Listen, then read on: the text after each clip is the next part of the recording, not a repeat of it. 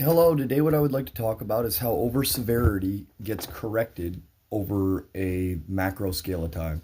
So, if you want to, and not just over severity, but not honoring the agreed deal.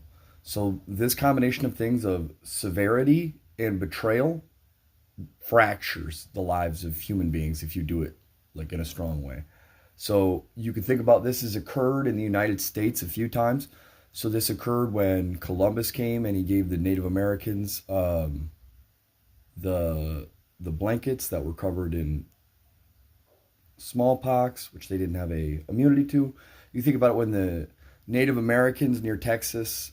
I don't want to say the tribes because I don't have it I don't want to use the wrong tribe name to like describe a battle that wasn't instigated by them. It isn't historically accurate, so I don't want to go back through and like say all the names of the tribes, but it's like well documented that if you were a warrior and you're captured, you were going to get tortured to death. Women that were of age would get assimilated and the babies would get murdered. And that's super strong over severity.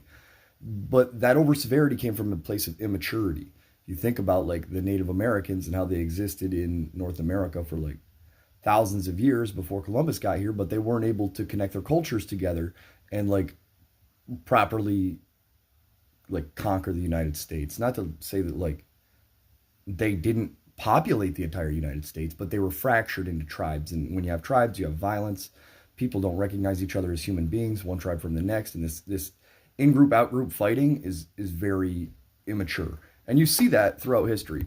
Again, right? We'll go back to the natives and over severity and just how that exists in our current climate. So when Andrew Jackson betrayed Congress and then instigated the Trail of Tears and said every dead Indian is a good dead Indian, fucking fucked our lives up today. We lost all the knowledge that they had. These people that had been here for 20,000 years, who had so much knowledge of the flora, the fauna, the goings on around them, how to live in harmony with nature, we lost it all.